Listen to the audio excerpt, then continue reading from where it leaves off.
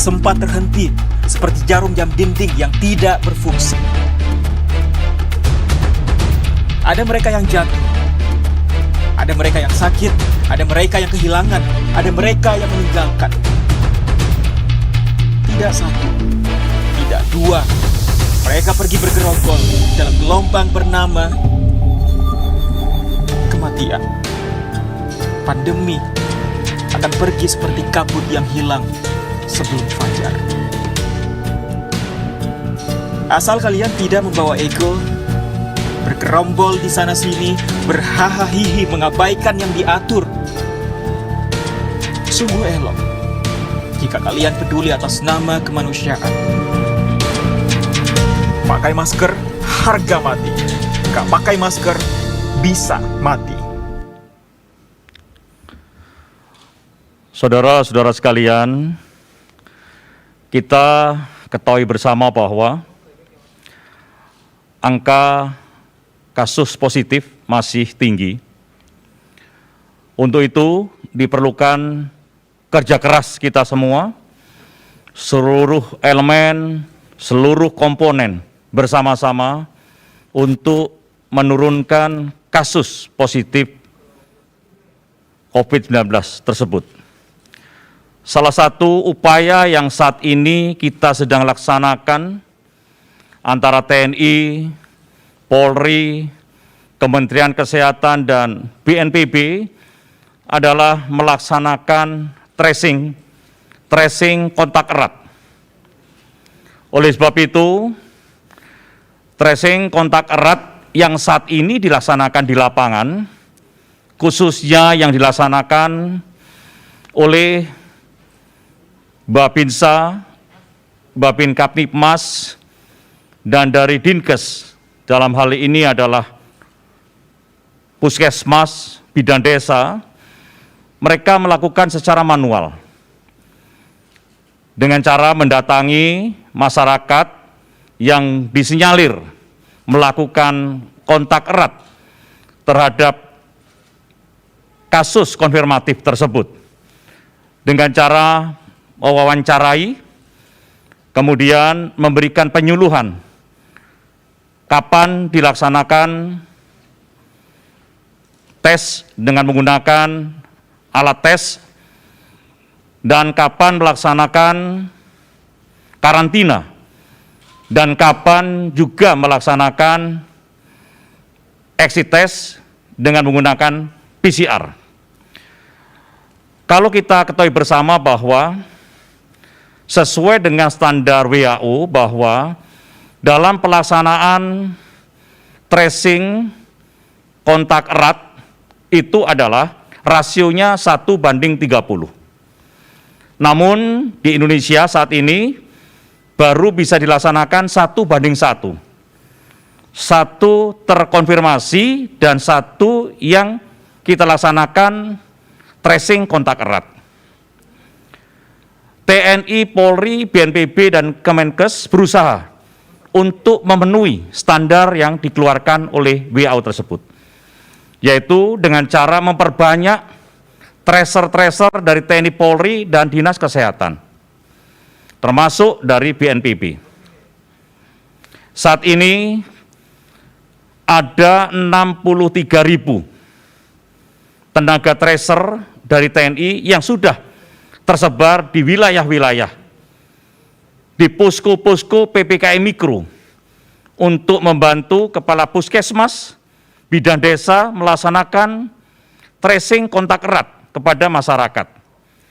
Namun, kendala juga kita temukan di lapangan. Oleh sebab itu, dari Kementerian Kesehatan memberikan pelatihan bagi tracer digital.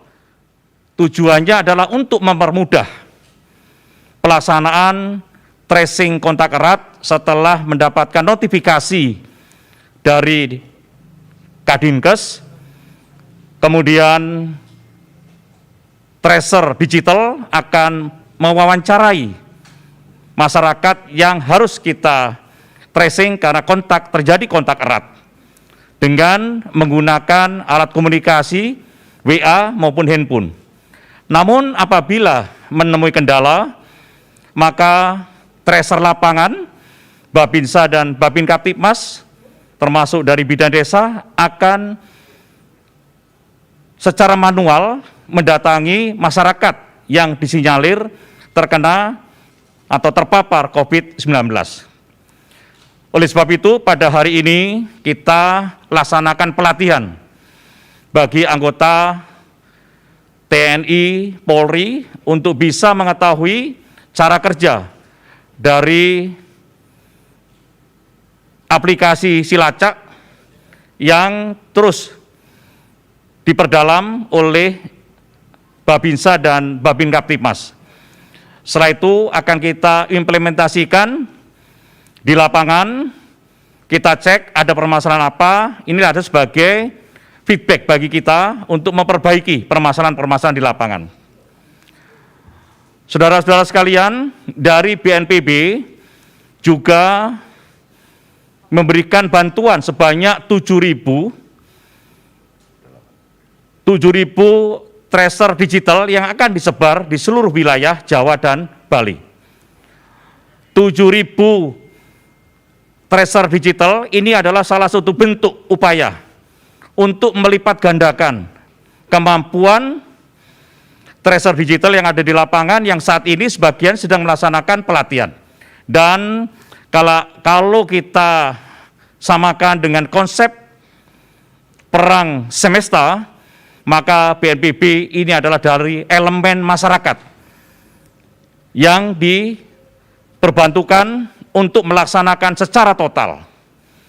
Demikian juga konsep perang gerilya ini harus dilaksanakan secara total yang dibantu oleh TNI, dibantu oleh Kemenkes, dibantu oleh BNPB, dan seluruh komponen masyarakat. Saya yakin dengan konsep semesta ini, maka keinginan kita semua bahwa menekan kasus aktif di Indonesia akan bisa terrealisasi sehingga sampai angka paling rendah. Dan saya yakin dengan kerja keras seluruh elemen, kerja keras seluruh komponen, maka permasalahan terkait dengan kasus COVID akan bisa kita tekan. Seluruh individu, seluruh kelompok, seluruh komponen memiliki tugas yang penting dan berat untuk mengatasi COVID-19 ini. Demikian, terima kasih.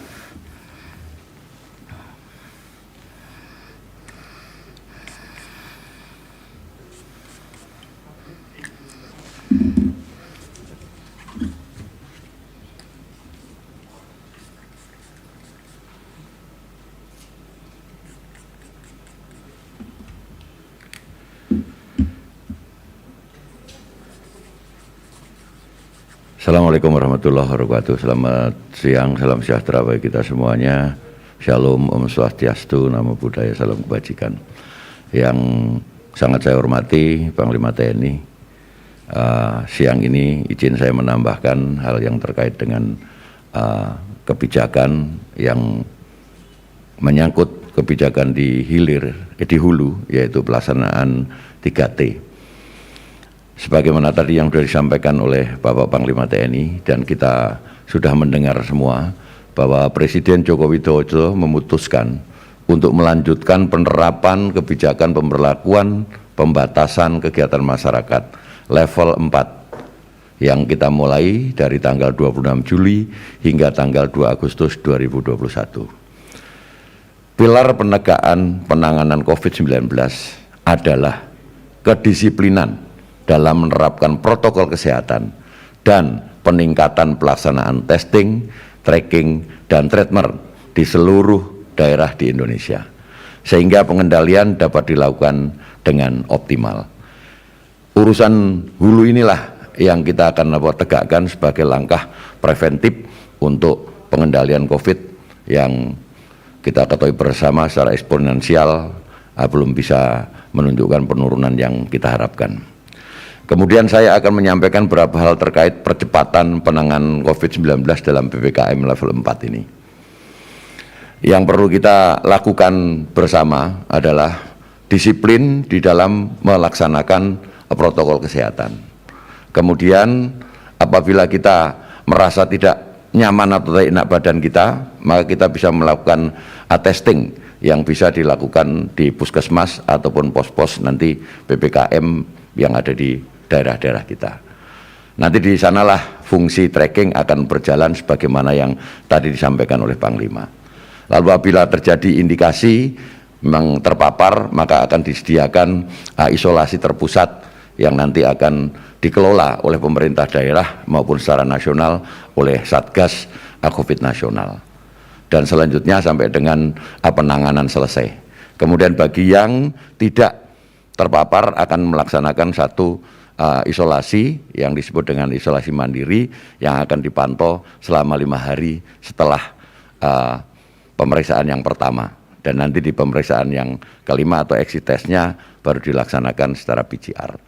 Dengan demikian langkah inilah yang nanti akan bisa menjadikan kita semua mengendalikan COVID dengan baik, dan masyarakat memahami akan pentingnya protokol kesehatan 3M dan juga testing, tracking, dan treatment.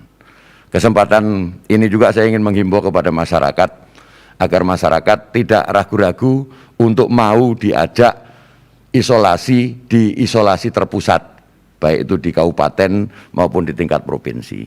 Karena tempat-tempat isolasi terpusat yang disiapkan oleh pemerintah daerah maupun pemerintah pusat itu sudah disiapkan tenaga medisnya, lalu disiapkan obat-obatannya, kemudian disiapkan kegiatan-kegiatan treatment yang bisa meningkatkan pemulihan kondisi kita dari terpapar menjadi negatif. Sekali lagi, jangan ragu-ragu untuk berangkat menuju ke tempat isolasi terpusat. Karena tempat itulah tempat yang baik untuk kita semua memulihkan kondisi dan menjaga diri kita juga orang lain di sekitar kita. Demikian yang saya sampaikan. Terima kasih atas perhatiannya. Saya akhiri, wassalamualaikum warahmatullahi wabarakatuh. Selamat siang. Shalom. Om Santi, Santi, Santi Om. Selesai.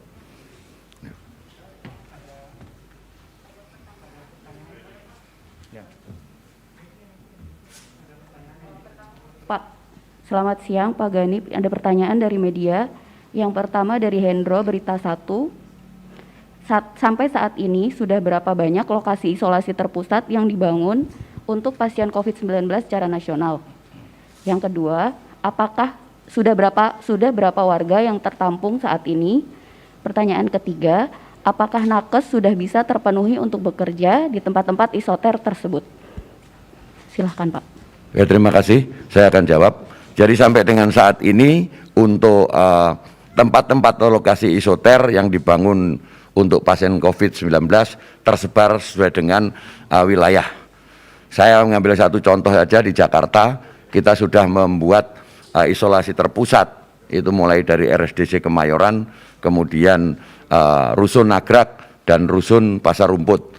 Ditambah juga ada isolasi yang disebut isolasi terkendali yang dikendalikan oleh pemerintah daerah setempat.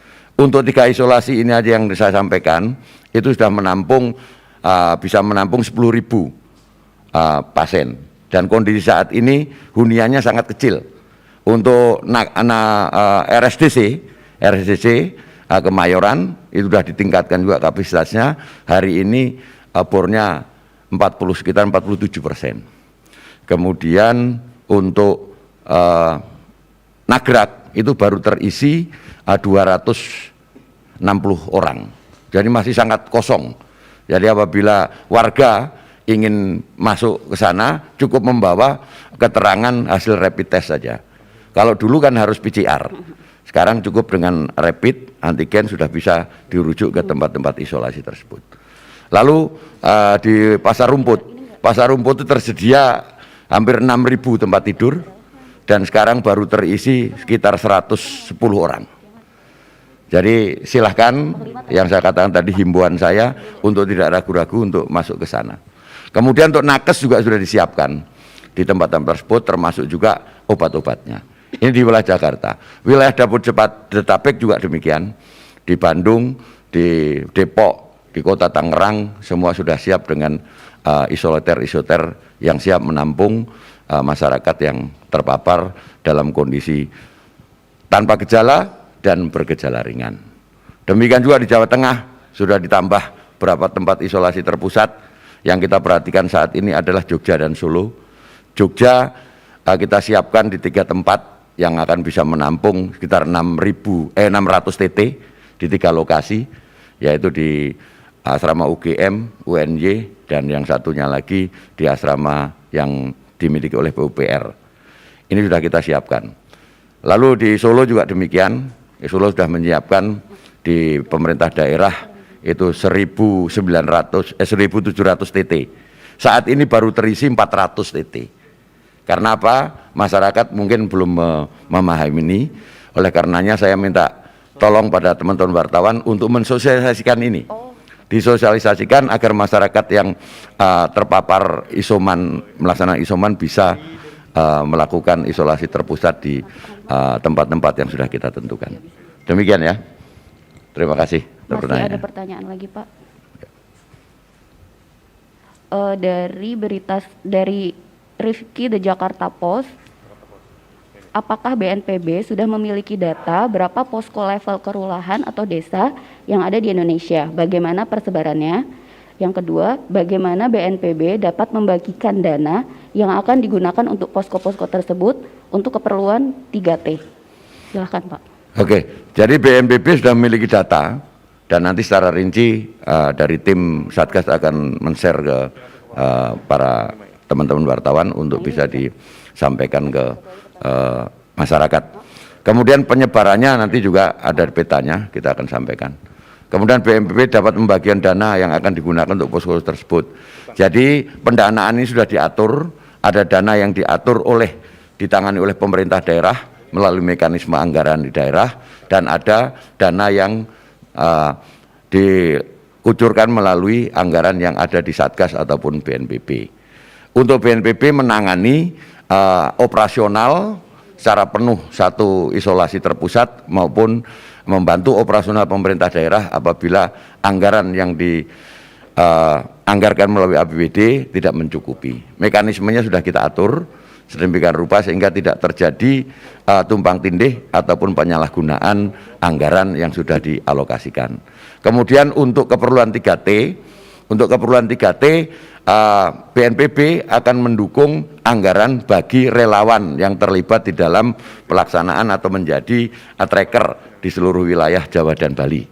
Sejumlah 7.000 orang yang kita nanti perbantukan kepada Panglima TNI secara operasionalnya. Kemudian untuk tracer yang dari TNI, nanti Panglima TNI mungkin bisa menyampaikan, dan juga yang dari Kemkes, semua intinya sudah diatur kewenangannya dalam penganggaran. Terima kasih. Berikutnya pertanyaan untuk Panglima TNI dari Santi Dewi IDN Times. Pertanyaan pertama, bagaimana proses pelacakan kasus COVID-19 di timur Indonesia termasuk Papua? Ada kekhawatiran dari warga Papua bila tracer dan orang yang mensosialisasikan vaksin dari TNI menyebabkan trauma. Apakah tracer akan diganti dengan warga sipil? Silahkan, Pak. Terima kasih banyak pertanyaannya, bahwa jauh sebelum adanya pandemi COVID-19, TNI sudah dekat dengan rakyat bahu-membahu dalam operasi teritorial, baik di perbatasan, pedalaman, bahkan kontak dengan masyarakat yang ada di perkotaan. Sehingga kedekatan TNI dengan rakyat tidak perlu dikhawatirkan. TNI dekat dengan masyarakat dari berbagai macam suku juga tidak perlu dikhawatirkan. Sehingga penyiapan tracer dari anggota TNI khususnya yang nantinya akan ditugaskan di wilayah mulai dari Sabang sampai Merauke, saya yakin masyarakat bisa menerima. Karena tugas TNI adalah membantu pemerintah. Dalam hal ini adalah mengatasi pandemi COVID-19 dengan menurunkan angka positif dengan cara kita melaksanakan tracing kontak erat kepada seluruh masyarakat yang masuk dalam proses pelacakan akibat kontak erat. Jadi saya tidak mengkhawatirkan anggota saya kerja di lapangan, mereka pasti akan bisa. Karena tugas itu, tugas teritorial, itu sudah kita laksanakan jauh sebelum adanya COVID-19 ini. Terima kasih. Pertanyaan terakhir Pak untuk Panglima TNI, apa saja yang telah dari Anto Bisnis Indonesia? Apa saja yang telah dipersiapkan dan bagaimana mekanisme pelaporannya? Terima kasih Pak. Ya, jadi TNI sudah memberikan pelatihan secara Zoom kepada seluruh tracer TNI. Kemudian TNI juga sudah memberikan simulasi bagaimana menerima notifikasi dari Dinas Kesehatan terkait dengan kasus terkonfirmasi. Kemudian TNI turun ke lapangan, khususnya Babinsa, untuk melaksanakan wawancara kepada masyarakat dan melaporkan kepada puskesmas, termasuk juga membagi masyarakat yang terkena paparan COVID untuk mau melaksanakan isolasi, baik isolasi mandiri, isolasi dengan menggunakan shelter yang ada di pedesaan maupun isolasi terpusat.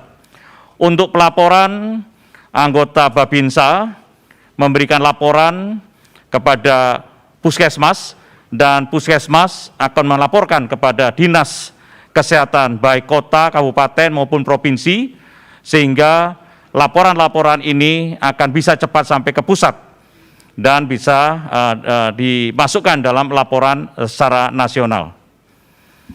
Dan saya juga ingin menghimbau kepada seluruh masyarakat bahwa walaupun kita sudah divaksin, baik yang pertama maupun yang kedua, saya mengharapkan masyarakat terus semangat untuk menggunakan masker. Ingat, masker akan melindungi kita dari paparan COVID-19, 95% kita akan terlindungi. Dimanapun kita berada, aktivitas apapun, selalu gunakan masker. Dengan menggunakan masker, maka kita melindungi rekan-rekan sekitar kita, dan rekan-rekan sekitar kita juga melindungi kita. Ini harapan kita, mudah-mudahan seluruh masyarakat paham untuk melaksanakan himbauan ini. Tetaplah pakai masker. Ada slogan mengatakan menggunakan masker adalah harga mati. Tidak menggunakan masker itu bisa fatal atau bisa mati. Terima kasih.